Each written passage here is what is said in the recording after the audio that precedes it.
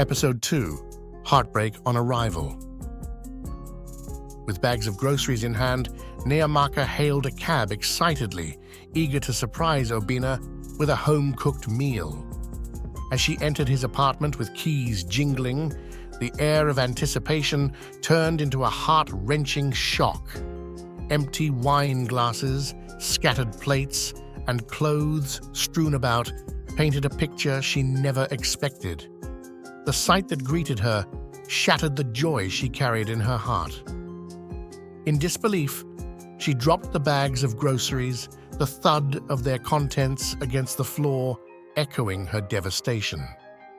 There, in the midst of the disarray, was Obina, her supposed loving boyfriend, with another woman.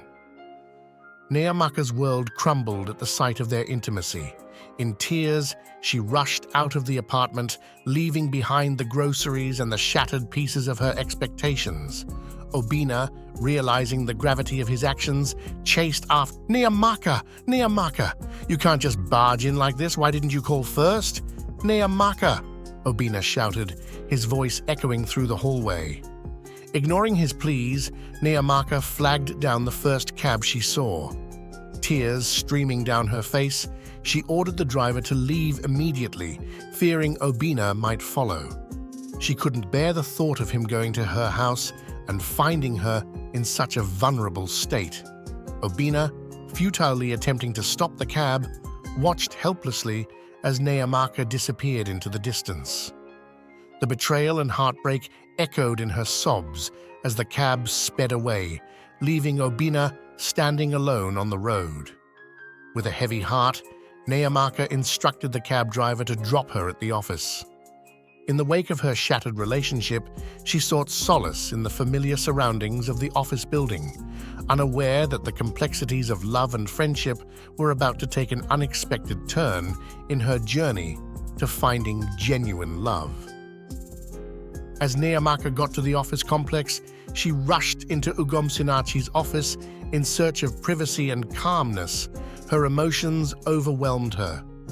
She curled up in a corner, tears streaming down her face. The sight of the vodka bottle in Ugomsinachi's wine section of the office caught her attention, and in a desperate attempt to drown her sorrows, she grabbed it and took a substantial gulp. Meanwhile, Ugomsinachi was on the streets with a girl in his car. Despite her attempts to capture his attention, he seemed less interested, his mind preoccupied with the chaos he anticipated finding in his office. Passing by, he noticed the lights on in his workspace and grew furious at what he deemed as Neyamaka's carelessness. Annoyed, Ugomsinachi instructed the chauffeur to stop at the office. He dismissed the girl, who felt insignificant and unacknowledged. As Ugomsinachi went inside, he discovered the source of the illumination, a seemingly intoxicated Neyamaka. Concern overrode his initial frustration. He rushed to her side, assessing her condition. Relieved to find that she was merely drunk and sleeping, he sighed, wondering what had transpired. Gently, he tried to wake her. Neyamaka, wake up. What happened? Neyamaka stirred, her eyes half open as she mumbled, Obina betrayed me. Ugomsinachi, now understanding the gravity of the situation, softened. He sat beside her, contemplating how tangled their lives had become. The unexpected turn of events hinted at a deeper connection, one that extended beyond the professional realm. As Neyamaka slept off the bitter spirits she had consumed, Ugomsinachi pondered the complexities of life, realizing that the journey was becoming more intricate with every passing moment. The morning after, Neyamaka woke up on Ugomsinachi's office couch, her head resting on his lap. Startled, she jumped to her feet, a gasp escaping her lips. Ugomsinachi stirred from his slumber, his eyes meeting her shocked gaze. Before he could say anything, Neyamaka's shout echoed in the office. She accused him of violating her privacy and disrespecting her boundaries. Ugomsinachi, still groggy, attempted to calm her, insisting it was his office and company's space. Neomaka, feeling vulnerable and betrayed, gathered her belongings, adamant that she wouldn't return to work. She cited his questionable escapades with women as the reason for her discomfort. Despite Ugomsinachi's attempts to explain, she stormed out, leaving the office in turmoil. Arriving home, Neomaka was emotionally drained. Obina's persistent calls only added to her distress. When she finally answered, she warned him never to contact her again, severing the ties of what was once a promising relationship. In the days that followed, Neomaka confided in her friend Chinyere. She explained the unsettling encounter with her boss and the subsequent decision to quit. Chinyere expressed concern, suggesting it might be a hasty move. Neomaka, however, was resolute, convinced that leaving was the only solution.